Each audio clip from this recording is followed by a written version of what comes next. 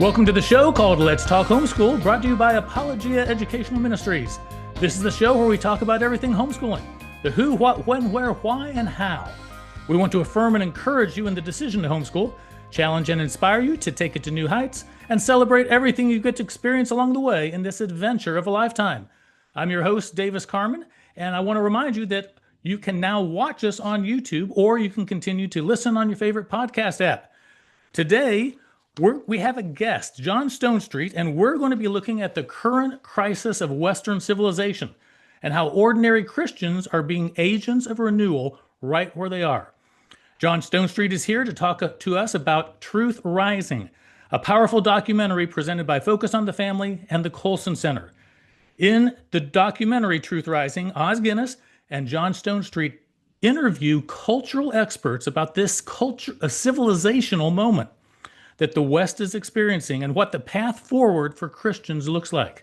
The documentary is meant to help Christians see how critical this cultural moment is, believe that God has called them to it, and act with clarity, confidence, and courage right here and now. Okay, John, let's talk homeschool. Davis, it's great to be on with you. I'm such a big fan of all the things that you have done at Apologia and the way that you support homeschool families, and love the just what's happening in the homeschool community right now. So really honored to be on. Thank you. Well, thanks. And I tell you what, I miss seeing you at homeschool conferences. You used to be out there, but you got a lot going on with the Colson Center. So we want to talk about Truth Rising. And Rachel and I got a chance to watch this documentary when it first came out. It talks about how the West is in decline. But what do you mean by that when you say it's in decline? Isn't a declining civilization outside of our control, or maybe even inevitable? Well, I think that's what really one of the teaching points. First is that civilizations don't go on forever. And we know that intuitively because we've been to museums and seen the artifacts of civilizations that are now in ruins. We have read history books and taught our kids about, empires and civilizations that are really long gone. But when you're in the middle of one, you don't really think that same thought about your own civilization. Not to mention, there's never been a more influential, expansive civilization in the history of the world than the Western world. I mean, it just is unparalleled historically. But civilizations have rules. They come and go. They have to be cultivated. You can exhaust a civilization, especially in areas of sexuality, when you're kind of living for immediate gratification and not thinking about kind of the future and building it on ideals. Os Guinness in the film calls this a cut flower moment for our civilization. In other words, you cut a flower off from its roots and it's still going to look good for a while, but it's going to wither and die. And there are a lot of signs of decline about the Western world, but decline's not inevitable. We don't know, if we want to put this in the context of Christian history, if this is a Bonhoeffer moment or a Wilberforce moment. Wilberforce found his culture at the edge of the abyss. So did Bonhoeffer. They both worked and worked and worked in various ways. God bless the efforts of Wilberforce and the Clapham group to renew, British society at that point. Same thing didn't happen in Germany, right? I mean, the only thing that stopped Hitler was Hitler's suicide attempt.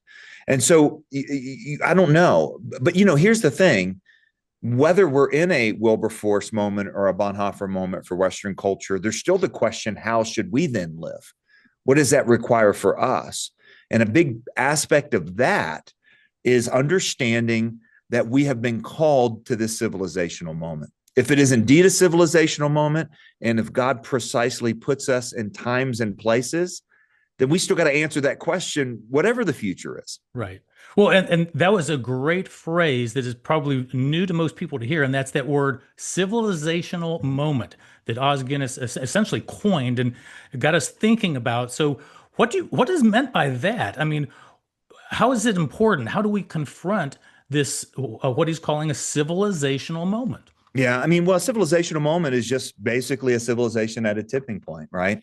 Civilizations take a long time to decline, but there's a whole lot of things they experience along the way. But it happens when the ideals that emerge within or that emerge a civilization are cut off from that civilization. Now, the Western world is an amalgam of all kinds of influences, but really the thing that animated it was its unique vision of the human person, which was built on an understanding that humans are made in the image of God, right, a framing of absolute truth, particularly absolute moral truth, and that there is a something bigger to live for than the moment. When those things are cut off, then a civilization will either decline or it'll experience some kind of revolution. And that revolution will be a revolution towards renewal or a revolution where it's attached to some new force. That usually doesn't go well, by the way, when you think about even the revolutions of the 20th century, which Oz talks about in the film. Oz is an incredible tour guide. Yeah. He's kind of the Gandalf, right, of our generation. And he talks to these remarkable thinkers in the Western world.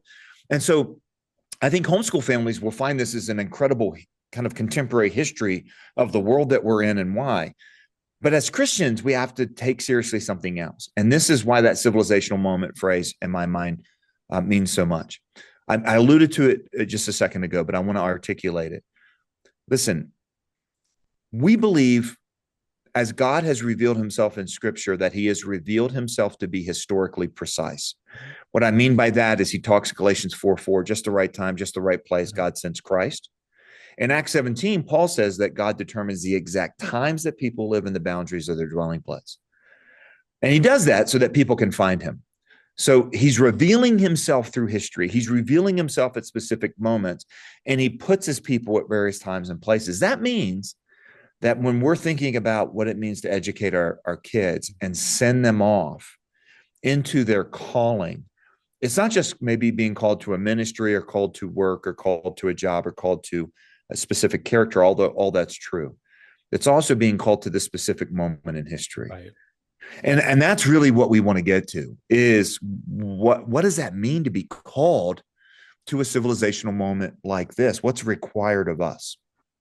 Well, so what is it that Christians and people of faith can do in the midst of this crisis? Rachel and I went through the Colson Fellows program, and I loved some of the questions that, how can we resist evil?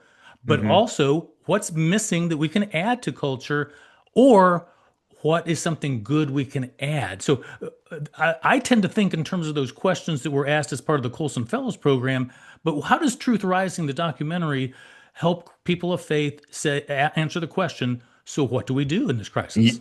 Well, listen, I think, by the way, homeschooling is an answer to one of those questions. Where a bunch of parents said, what's missing? Good education, and we're going to bring it to the table. Look, I think there are many answers to that question, and the Truth Rising documentary is followed by a Truth Rising, the study, which articulates some of that. In the documentary, we begin with this journey through Western culture, and we end with 5 stories that I think articulate very, very well the answer to that question.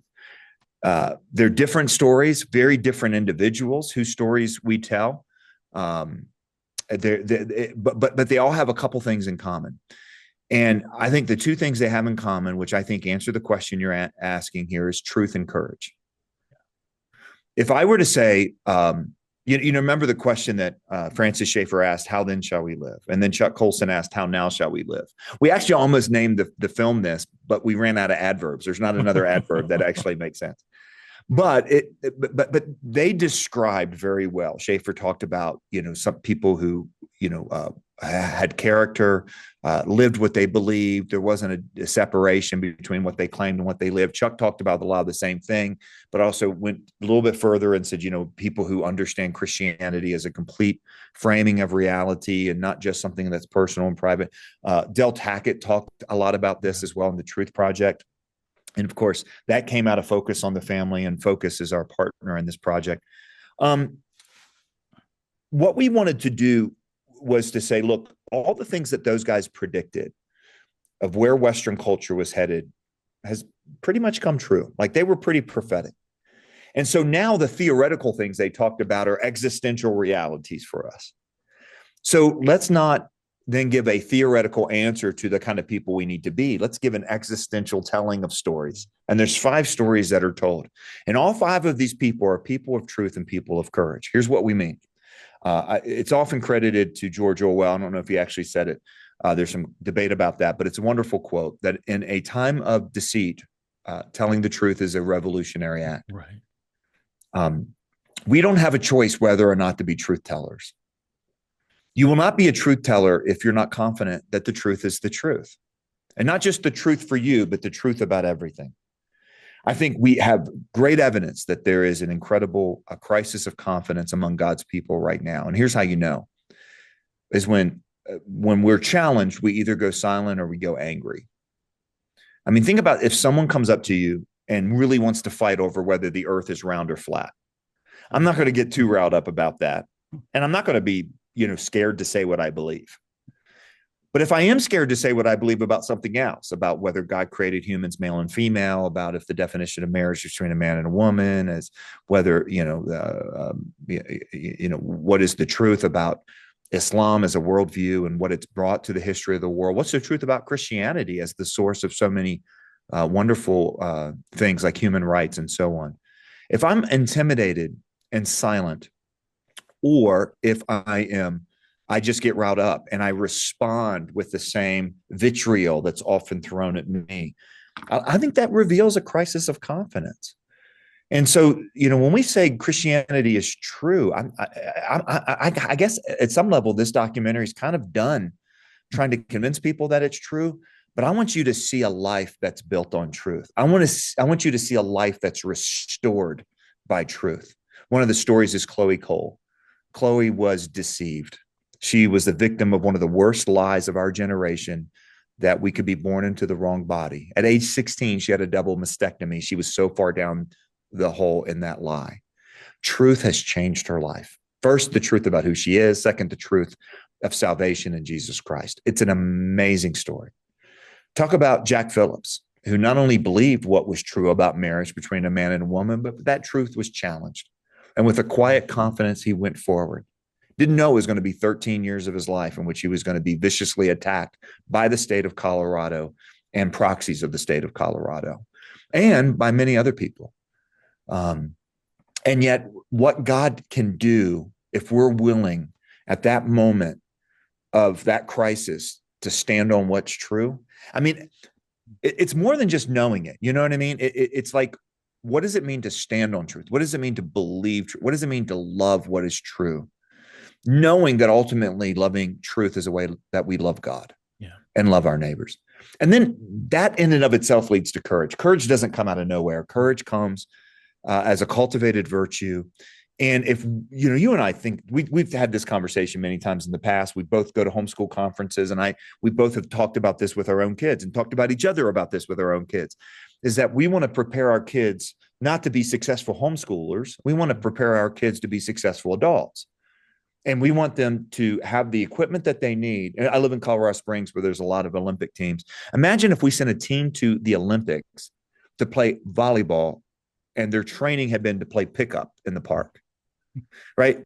The level of practice has to equal the level of competition. What I cultivate has to be what I want over here, and that's courage. Parents need to know that that's what they're equipping their kids for, to be courageous.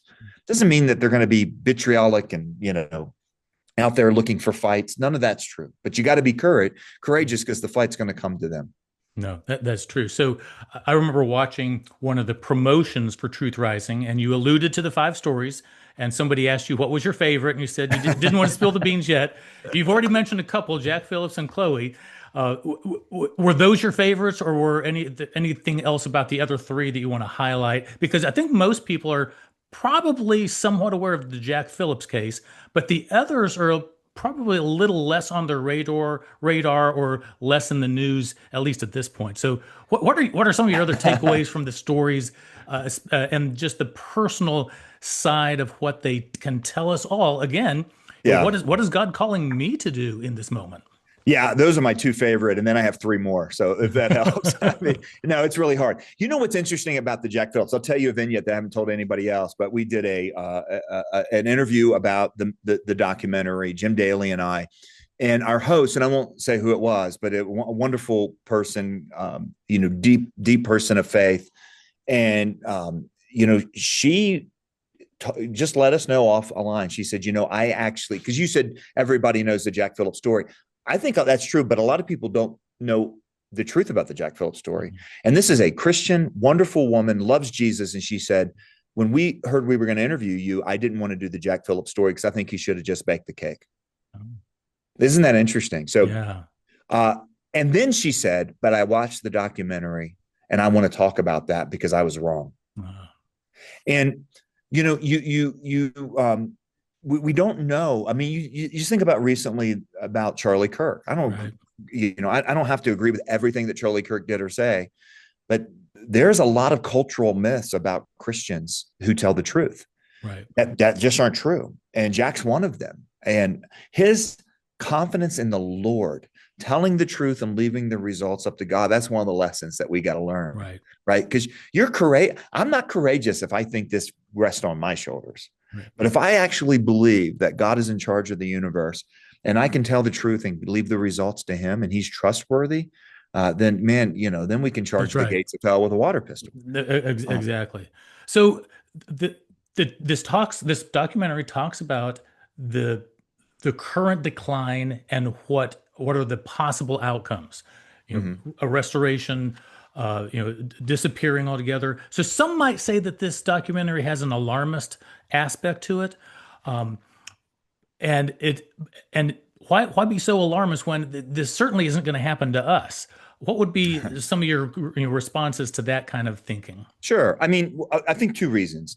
Number one is, I don't think it's alarmist. I think it's realist. And I think it ends with incredible hope because you see the incredible difference, A, that people can make when they stand for truth, and B, that God is still working. Amen. Right? I mean, the other crazy story, and this story actually emerged while we were working on the project, is Ayaan Hirsi Ali, one of the top Christian intellectuals top intellectuals on the planet, one of the new atheists of 20 years ago. And now the most incredible public conversion story that we have seen in our lifetimes that I can think of. I mean, it's just an incredible story.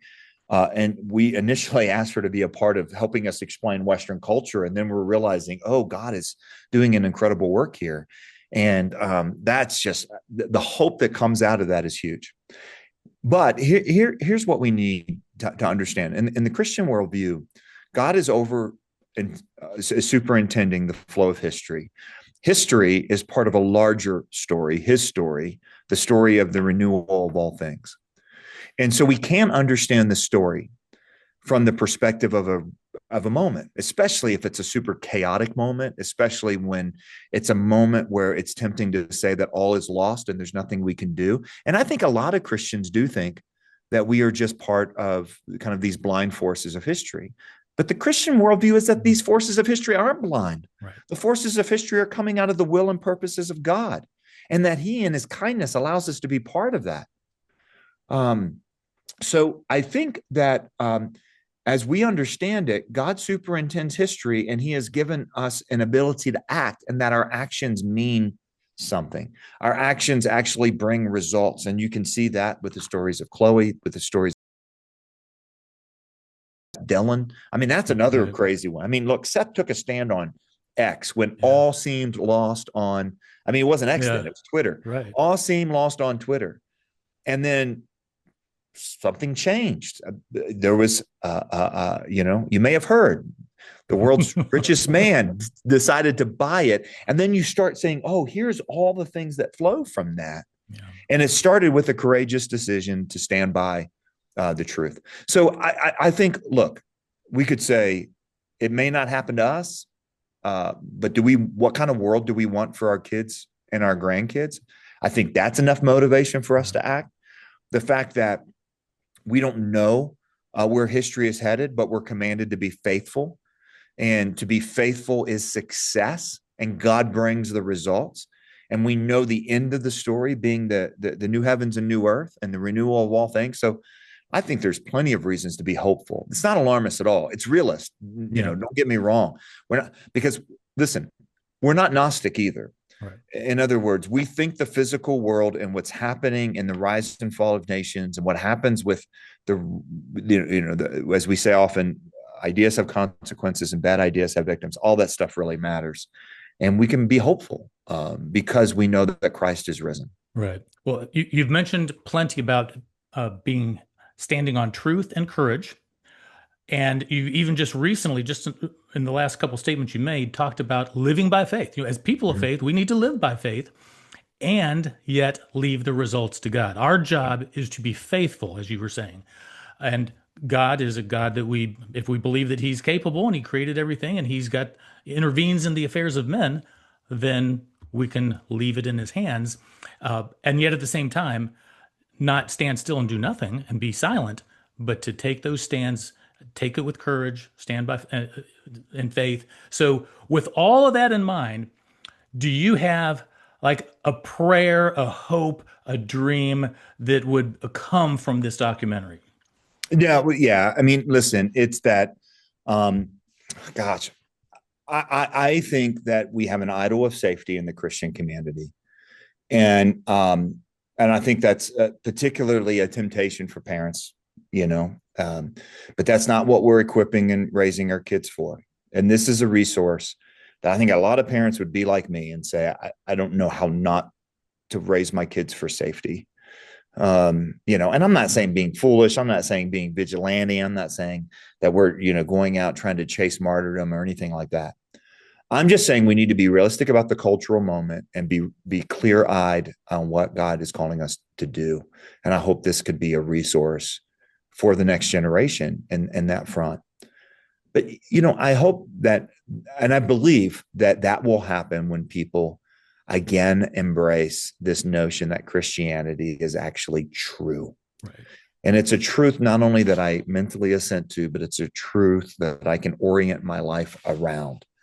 There's this wonderful moment in the film where Ayaan Hirsi Ali, and if you don't know her story, I'm not going to give away too much, but she is the worldview journey woman of the film. She started in a radical Islamic situation, went to a secular atheist worldview, basically thinking that right thinking can save us, and then has landed in Christianity and a relationship with Christ. And she said something about, but her whole life has been a search for freedom.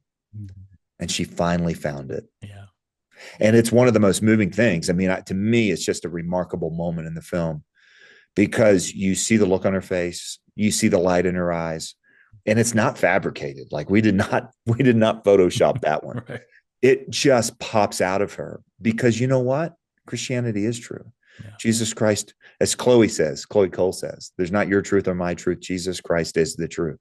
And really what this film is all about is all the implications of that, which is what worldview has always been about, right? I mean, that great line from Abraham Kuyper, which Chuck Colson used to love to quote, there's not a single square inch in the whole domain of human existence over which Christ, who is sovereign over all, does not cry out mine. Right. And I think there's an existential picture of that, well, at least 5 of them in the film, that what does it look like to really believe that and to live that way? Yeah, well, may God walk with all of us through our story as we continue to live in this cultural moment, this civilizational moment. So you did this project in partnership with Focus on the Family. Tell us a little bit about that and why that partnership, how that worked. Yeah, well, listen, I've known Focus for a long time. We're both here in Colorado Springs now. Jim Daly's a friend. He's actually my landlord too. The Colson Center office is at Focus on the Family. But, we both have this history. Ours is, Chuck Colson, who very intentionally in the book that he and Nancy Piercy wrote, How Now Shall We Live, put that in the line of Francis Schaeffer, How Then Shall We Live? And, they were very much talking in the line of the, forebears of Christian worldview, Abraham Kuyper, James Orr, that we have to think not in bits and pieces, but we have to think about our Christianity as a whole. I think the same thing is true in culture. And for me, it was the update of that because they were kind of pointing to where everything was going. And here we are in the chaos of the moment, where a lot of us feel like we're dealing with culture in bits and pieces. I call it, cultural whack-a-mole, where as a parent, like all this stuff pops up and I'm like, I cannot keep up bashing all these things on the head and, and keeping up with it with my kids. So to have that big framework is just really, part of our concern. Jim Daly, came to us a couple years ago and said, the Truth Project was very successful. That was a Focus on the Family project with Del Tackett. Spectacular stuff. Right. And that was a much needed resource that really pushed Christians, I think specifically at a time when many of us had gotten the impression about Christianity being either moralistic or kind of a matter of personal peace, which of course it's both of those things. But then I think there was this kind of reductionist vision, particularly in light of these other worldviews, secularism, New Age, postmodernism. And so, Del really talked about Christianity being true and what that means for the believer to embrace that. And again, I think all of these things were so prophetic, so helpful, so necessary, so brilliant. And here we are in the existential moment where, I mean, listen. So I started teaching on worldview just about 25 years ago. And I learned it from, wonderful mentors, Bill Brown, Gary Phillips, Chuck Colson, others. And we would talk about postmodernism and this notion that reality is whatever we each want it to be, and truth can be whatever we want to be, and follow your own heart, and it's up to you and all that. And we would, talk about this, and we would say, well, if reality is up to the individual, if truth is whatever we want it to be, does that mean that stop means go and up means down and boy means girl? And we use that as a hypothetical, Davis. No, I know. And now at least one of those things is being debated in Congress. Oh, yeah. And the Supreme Court and state legislators and in school boards and everything else. And so you realize that now we're in the existential reality of everything these guys predicted. So it just made sense for Focus and Colson Center to work together. We love those guys. They're completely passionate about this project and doing it right. And so it's been a really great journey with them. Well, it did remind me much of the Truth Project. The production value was there. The way it walked through the stories and kept you engaged as a viewer into the entire show. It went at a really good pace. So yeah, well done by Colson and Focus on the Family. So similarly to the Truth Project, it says in the film or in the press materials, that it's not just a film to watch, but a movement to join. So what's the best way to join the movement? You already mentioned something about some study guides coming. Is that part of the how to join? That is. It's a study that takes the film and then adds 4 lessons because, look, it goes like this. This is how civilizations work. This is why we're in a civilizational moment. We're called to the civilizational moment. Here's what it looks like to be a person of courage. Here's 5 stories, and that God's calling you to be that same kind of person. Now, how do you cultivate that kind of truth, commitment to truth and courage? So we've come up with a 4-part study, 4 ingredients: hope, truth, identity, calling. Okay. These are 20-minute video sessions that I lead. They have a study guide that go along with them as well. And basically, this is a way of simplifying and framing out a Christian worldview for the cultural moment, for a civilizational moment. It's clear, it's basic, it's the public implications of faith. You might say it like this: hope is what is true about our moment when we're tempted to despair. Truth is what is true about reality when we're tempted to think about our faith as a set of disconnected truths instead of the whole story. Identity is the truth about the human person when the identity crisis is the most clear place that Western culture is falling apart right now, is in the area of identity. Calling is the life God's called us to live. And, and that includes to the cultural moment. So that's really the 4 parts. And we made this really flexible, right? So the documentary, completely free. We've had an unbelievable response so far on YouTube. It's been shown on Christian television. It's been shown at pray.com. We've had watch parties that have taken place at churches all across the country. We have had home groups that have hosted it. Our Colson Fellows have hosted this. But you can also do it in Sunday school. We've got churches that are committing the next several weeks of Sunday school to the study and to the film. So you can host people into your home as a watch party. You can do a weekend, like a Friday night, watch the documentary, Saturday, go through Hope, Truth, Identity, Calling. You can do this in Sunday school. You can do this in a Christian school class. You can do this with your teenagers. I think this is something very, very appropriate, particularly to 10th, 11th, and 12th graders to think about applying their faith to the real world. So it's very flexible. It's all completely free. And it's just truthrising.com. And you can sign up there and get all the information.